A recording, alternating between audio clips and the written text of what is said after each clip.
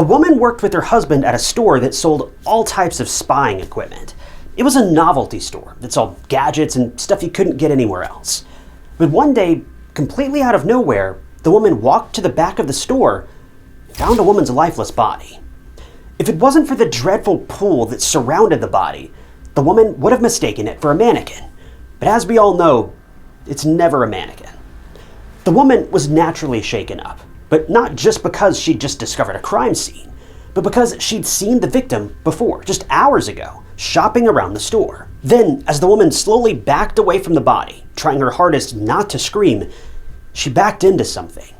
Or someone.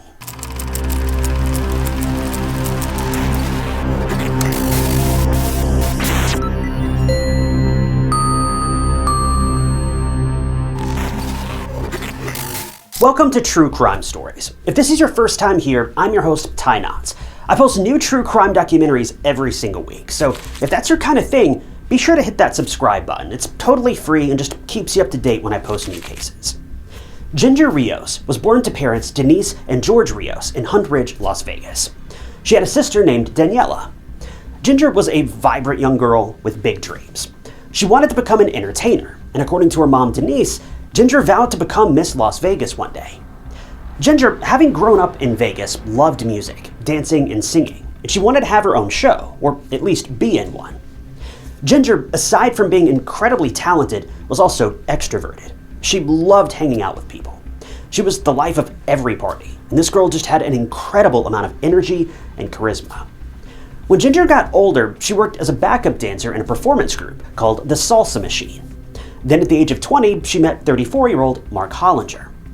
Now, they had quite a considerable age gap between them, but Ginger had a good head on her shoulders. Despite her young age, seeing how happy Mark made her, well, it caused her parents to accept him with open arms. They believed that Mark was the perfect person for Ginger. He was the yin to her yang. Complete opposites, but they still complemented each other effortlessly. Mark and Ginger soon got married, and they moved into a home shortly before the events of today's case. Now, the couple was originally renting a home, but the option of buying that home was on the table by leasing it. But for that, Ginger and Mark needed a good credit score. The couple thought that buying a house would be better for their future, in case they had kids and their family grew. So they were really serious about buying this house, to the point where Ginger wanted to go to a local shop in Las Vegas and buy a book on how to improve their credit score. Mind you, this was 1997. It wasn't quite as simple as just Googling it like it is today. So that's exactly what the couple did on April 4th, 1997. Ginger and Mark drove to 3507 Maryland Parkway, but on the way there, they spotted a very unique store called Spycraft. It was a strange little store. They sold a variety of equipment like surveillance cameras and spying gadgets, listening devices, books on a variety of topics, and even trackers. Spycraft was well known at the time as it was a chain store with a bunch of branches in the West. Anyway, Mark sat in the car while Ginger hopped out and entered the store. It wasn't meant to be a long trip or anything. Ginger just wanted to pop in, take a look around, and then come right back out. She had her wallet with her and the rest of her belongings were still in the car. For Spycraft, their usual clientele was quite diverse. Some people came in looking for trackers to keep an eye on their kids, while some had more questionable backgrounds and wanted to get their hands on shady devices without getting into trouble. The specific store was run by a man named John Flowers and his wife, Cheryl. Now, Ginger walked inside the store, expecting to only be there for a minute or two, but after several minutes passed by, she just never came out. Mark was right there in the parking lot, but he never saw Ginger emerge from the store. If Ginger had gone somewhere else, surely Mark would have seen her and gone after her, but Ginger never came out of the storefront. A few minutes later, Mark had had enough, and Ginger's unusual delay was getting to him. They had other things to do, so he was naturally a little bit annoyed. So he went inside the store and made a beeline for the cash register, where John and his wife Cheryl were tending to customers. Mark proceeded to describe Ginger to the couple and asked them if she was still inside the store and what was taking her so long. The store owner's answer left Mark dumbfounded. John told Mark that Ginger had purchased a book and already left quite some time ago. But Mark knew that that wasn't true. He was right outside, and even though he couldn't see exactly inside the store, he could clearly see who left and who entered.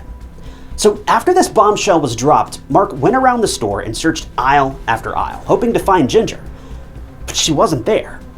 Mark again made his way to the store owners and pleaded with them to tell him where his wife was. But John said the same thing, leaving Mark more confused than ever. So with no choice, Mark left the store and called his father-in-law, Ginger's dad, George, telling him that Ginger had just disappeared. George, not thinking too much of it, assured Mark that she might have gone to a nearby store and maybe Mark just didn't notice her leaving. But after hours had gone by and there was still no sign of Ginger, that was when her dad also began to worry. This was totally unlike her. She would never leave just like that. And remember, aside from her wallet, which didn't even have a lot of cash in it, her purse was still with Mark in the car, so she couldn't have just run away on a whim. Something must have happened to her, and by now both George and Mark feared that they may have to report Ginger as a missing person.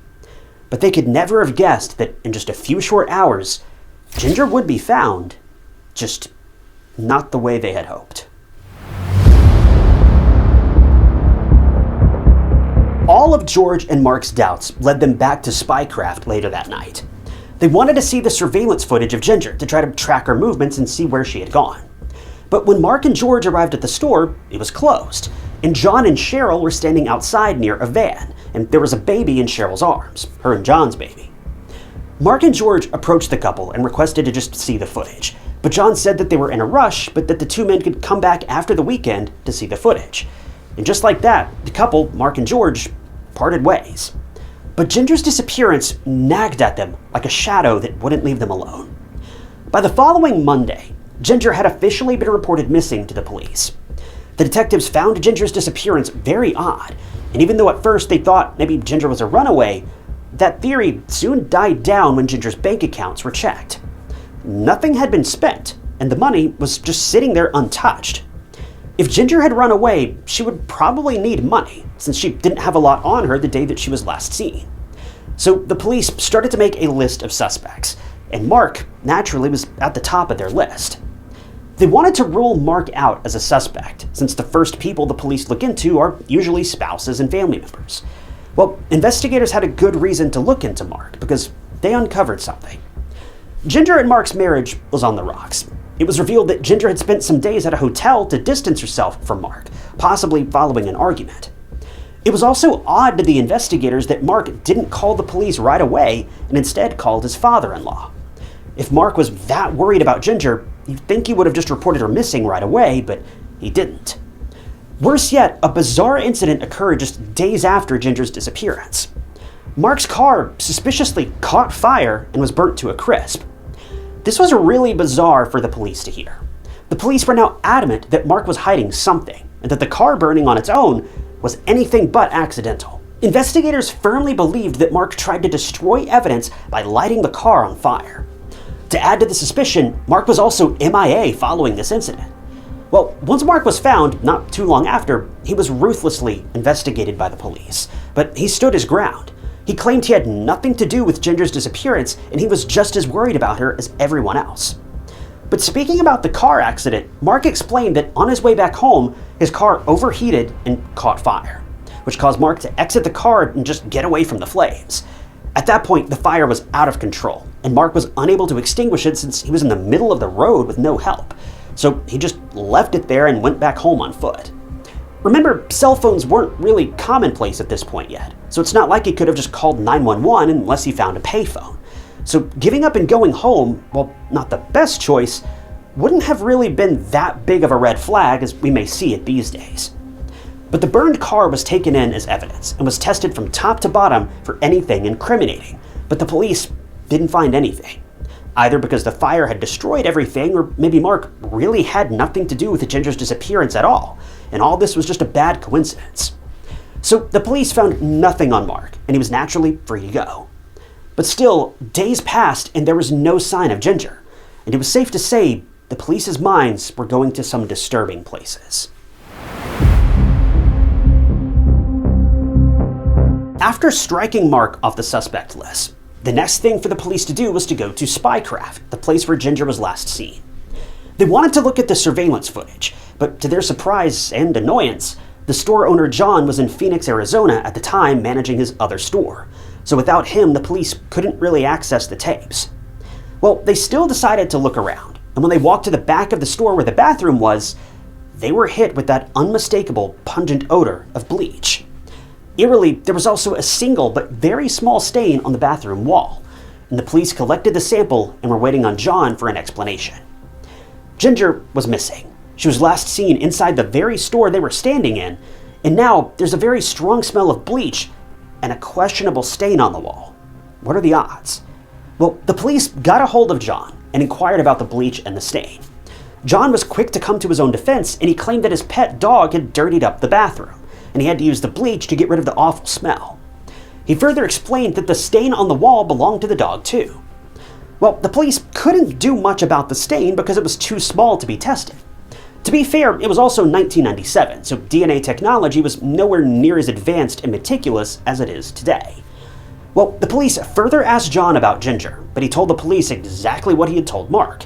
Ginger came into the store, bought the books she needed, paid, and left. John also claimed to have surveillance footage and Ginger's purchase receipts, but when the investigators asked John to provide them with those two things, he couldn't for some reason. He was either lying or he'd not kept a record of the store footage or the receipts. Either way, it wasn't a good look. Even though the police were not convinced and they sensed that something was amiss, they really couldn't do anything. There just wasn't any evidence. I mean, literally nothing. The police then looked into Ginger's career as a performer. The police had a theory that Ginger might have a stalker and that she'd been targeted by someone random and deranged. But when the detectives looked further into this theory, nothing came of it. And just like that, a month passed and there was no progress in Ginger's case. No one had any leads, any information, or anything useful that could lead the investigators in the right direction. And things weren't looking good. Well, that would soon change when several months later, someone would come forward with incriminating information about Ginger's disappearance. And this would finally lead to some answers about the missing woman. The person who came forward was a woman by the name of Cheryl. Now that name should ring a bell. She was John Flowers' wife, well, ex-wife. The couple had since been divorced, and Cheryl came to the police with information that could help solve Ginger's cold case. When the police asked why she didn't come forward with this information months ago, she claimed that she was scared of her husband and wasn't sure how he would react, since she was the one who discovered Ginger. But I'm getting a little bit ahead of myself. According to Cheryl, as soon as Ginger walked into the store, John was burning holes in the back of Ginger's head with his creepy, longing eyes. He then told Cheryl to grab something from the back, which wasn't unusual, as John barked orders at everyone all the time. And after a couple minutes, when Cheryl came back, Ginger was nowhere to be seen. Cheryl assumed that Ginger had purchased her things and left, but that would be far from the truth. Now, when a worried Mark entered the store and inquired about his wife, Cheryl honestly didn't know where Ginger was, but after Mark left, an uneasy John warned Cheryl not to go into the back storage room. Now, Cheryl was already on edge, but she went into the back of the store anyway, despite her nerves jumping up and down, fearful at the thought of getting caught by John. When she opened the door, she barely bit back a scream as she saw a lifeless Ginger on the floor. As Cheryl was backing away, she bumped into none other than John. It was literally a scene out of a horror movie. Can you imagine how scared Cheryl must have been at that exact moment? John then cornered Cheryl and warned her to never breathe a word about what she saw in front of anyone, or else she and her baby wouldn't like the consequences. According to Cheryl, John told her what he had done to Ginger. When Cheryl left to get what John wanted, John immediately subdued Ginger from behind and attacked her savagely, until tragically she had lost her life. But John didn't tell Cheryl why he attacked Ginger, which is even more mind-boggling. Can you imagine how Ginger must have been feeling getting fatally attacked in a store from behind by a stranger? It is chilling. Cheryl also remembered John cleaning up the back room with tons of bleach alongside another employee. And afterward, he loaded Ginger's body in a van. The same van by which the couple stood and talked to Mark and George when they came looking for Ginger later that evening after she'd gone missing. Mark and George were mere feet away from Ginger's lifeless body. And to make matters worse, Cheryl knew where Mark's wife was, but she couldn't dare open her mouth in front of her husband. Cheryl told the police that she, John, and their baby drove to Arizona, and John encased Ginger's body in a concrete grave, which he then buried in the desert. Coincidentally, a month after Ginger's disappearance, the police did find an unidentified body in the desert. but it was later revealed to not be Ginger. But when John caught wind of this, he left Cheryl and went on the run. It was actually Cheryl who led the investigators to the place where Ginger's body was buried. And sure enough, under sand, there was concrete, and encased in that concrete were human remains. When the remains were recovered, they were tested and were ultimately identified as 20-year-old Ginger Rios. With Ginger's body now found, the police could finally get a search warrant for the spycraft store. And when they searched the place, Ginger's DNA was found in the back room. The police knew that they had their guy, but there was one problem. John Flowers was on the run, and to everyone's surprise, John wasn't even his real name. His real name was Craig Leslie Jacobson, and boy did he have a laundry list of crimes behind him. So Craig, aka John, was actually a fugitive. He was wanted for burglary and fraud, and he fled to Florida to avoid getting caught. Afterward, Craig changed his name to John Flowers, married Cheryl, who I'm not sure was aware of Craig's seedy past or not, and then opened up 4 spycraft stores in the West, including the one in the Las Vegas Strip Mall. Several people came forward and accused Craig of targeting dark-haired women, and a young man even claimed that Craig paid him to take pictures of dark-haired women, which is just disturbing. Craig was soon arrested in LA in August of 1997 after he got into a physical altercation with a police officer, but we don't really know what that was even about. But I guess Craig or John or whoever he wasn't even good at keeping a low profile, because he was soon extradited to Nevada and charged with Ginger's murder, and he confessed to taking Ginger's life. Craig claimed that he suffered from schizophrenia and was also paranoid, but this could have just been his plan of getting a lower sentence all along. See, a psychologist came forward and said that Craig had told people in prison that he would, quote, plead insanity and act crazy to get off lightly. The prosecution stressed that Craig was mentally fit to stand trial and that he was, in fact, faking his mental illness. The prosecution was planning on going for the death penalty, but they offered a plea deal to Craig, which he quickly accepted. Craig, as part of the plea deal, pled guilty to Ginger's murder and would pay her family approximately $3,200 in restitution, as well as spend life in prison with parole after 20 years.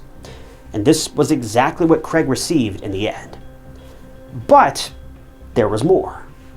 Remember the unidentified body that was found just less than a mile away from Ginger's body in the desert? Well, it took the police several years to identify the victim, but it was also a young girl, and she was named Christina Martinez. She was 15 at the time she passed away, and it's believed that Craig was behind her attack as well. Christina had gone missing after going to a local laundromat on May 3rd, 1997, and she lived in a group home that was coincidentally right across the street from the spycraft store in Arizona. Tragically, since Christina had a turbulent past and a history of running away before, no one reported her missing, which is just heartbreaking. This girl was out there, buried in the desert for months on end, and no one was even looking for her. But in 2015, Craig was released from prison in Nevada, and he was extradited to Arizona to then be tried for Christina's murder, but he hasn't been sentenced for her murder as of present. In 2016, he was deemed incompetent to stand trial by a Maricopa County Superior Court judge, but later that same judge ruled that he was indeed competent and that he was faking mental illness. Well, on September 21st of 2017, Maricopa County Superior Court Judge Warren Granville granted a defense motion for the evaluation of Craig's competency to stand trial for Christina's murder, but there haven't been any updates so far, at least none that have been announced publicly. We only know that Craig is still in prison and that he's taken the lives of more young girls and women than he's letting on, including another young girl named Mary Stoddard in May of '97, and her body hasn't even been found yet. Ginger's passing was quite the blow to her family. Craig sent apology letters to Ginger's dad from behind prison walls, saying that he was sorry for what he made the family go through. Craig confessed that he attached Ginger because she apparently had snapped at him in the store. Now, I'm sure dealing with difficult customers is not what any store worker wants to do, but do others just go around murdering people? No. And I'm not even sure if what Craig was saying is true. He is a sick human who targets young girls and women, and he's a serial killer, for crying out loud. He doesn't have a leg to stand on, and it can only be assumed that nearly everything he says, well, it's most likely a lie. Mark, who was initially suspected of Ginger's disappearance, was very emotional and distraught in televised interviews. He just wanted his wife back. They were on the brink of starting their lives together. And sure, their life wasn't perfect, but he adored Ginger and all that she was. Tragically, Ginger's mom, Denise, lost her life to cancer on July 24th of 2014.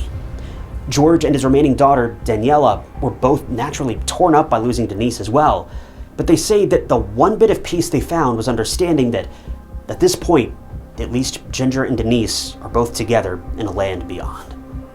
Ginger had so much to look forward to in her life. She wanted to own a house with her husband, have kids, and watch them grow up, but she didn't get to do anything she planned.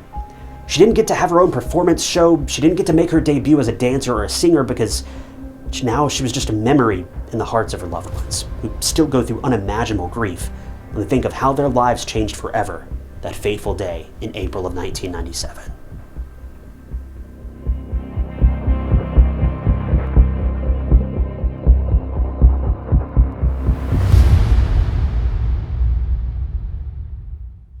Thank you guys for tuning in to another episode of True Crime Stories. I wanted to give a special thank you to a couple channel members, including Mama Bless and Brett Richards. If you also want to become a member of the channel, you'll gain access to new videos days or weeks before they're uploaded to the public. And it's a great way to support the channel and help out. And I appreciate all of you guys that have decided to do that. If you want to join, you can click that big join button below the video or find a link down in the description. And don't forget, True Crime Stories t-shirts are also now available. You can grab one of those from a link down in the description as well. But as always, if you enjoyed this video, check out this other interesting case I covered. And don't forget to subscribe. It's totally free and just keeps you up to date with all my future videos. But my name is Ty Knotts, and I'll catch you guys in the next one.